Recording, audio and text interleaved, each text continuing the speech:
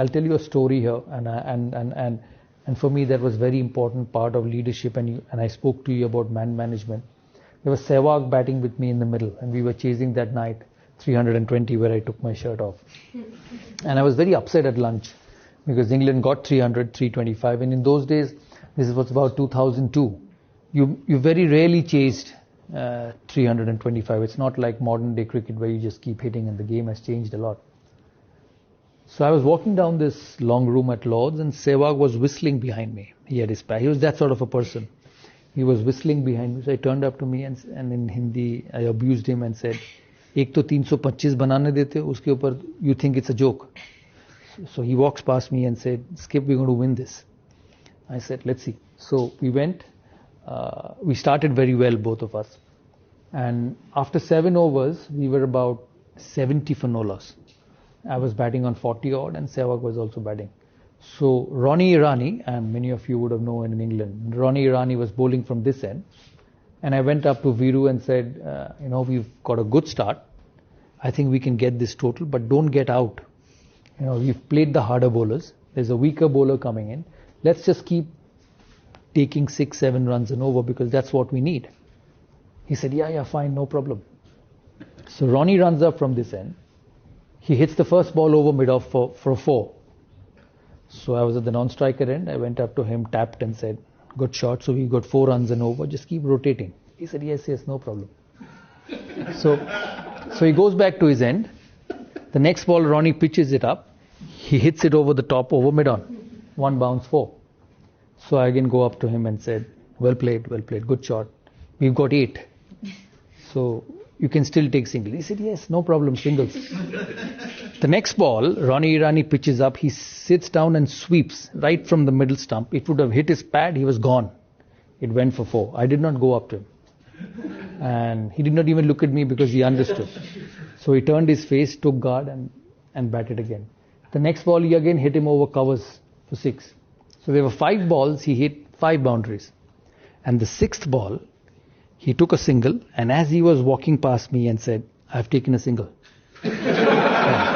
And this is happening in the middle. And we got 22 runs that over. He smashed him. He was so good. So I was furious at the other end because he did not listen to me. So I had 2 options. Either I woke up at the middle and given him my peace of mind. So I took a couple of minutes to pull myself back and went up to him and I said, keep concentrating. So I didn't tell him anything. He played an absolute blinder of a knock and we won. We finished the game, we won, and as I sat in this dressing room upstairs, he was slightly far away from me and I was sitting here. I kept thinking to myself, I said, today you won this game because that gentleman at the other end just took the opposition bowler on. And what were you thinking of telling him? That be conservative, take a single, go to the next over. But here was one person who felt that he could hit him for 20 in that over and turn the game around.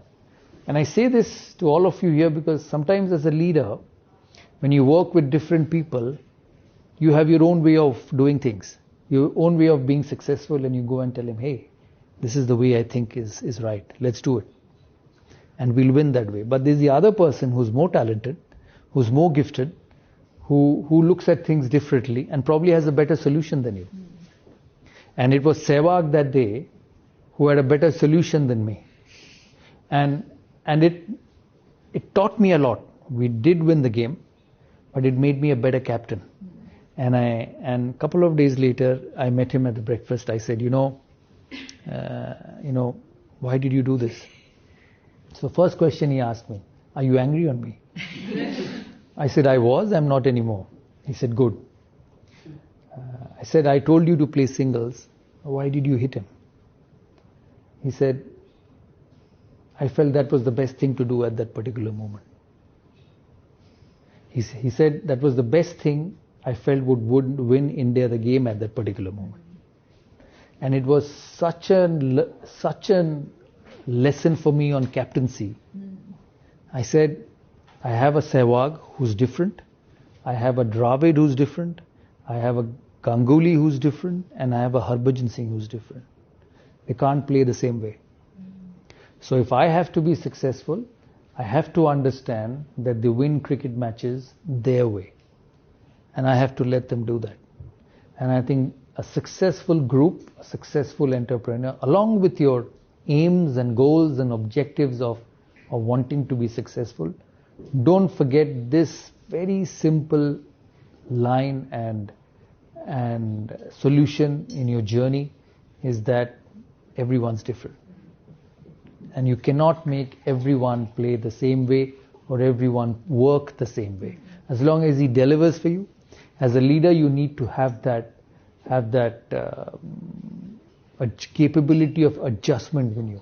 And I say that, when you manage individuals, you have to manage them differently. Yeah, and you cannot expect every individual to behave, react, work, and do things the same way. That is very important in leadership.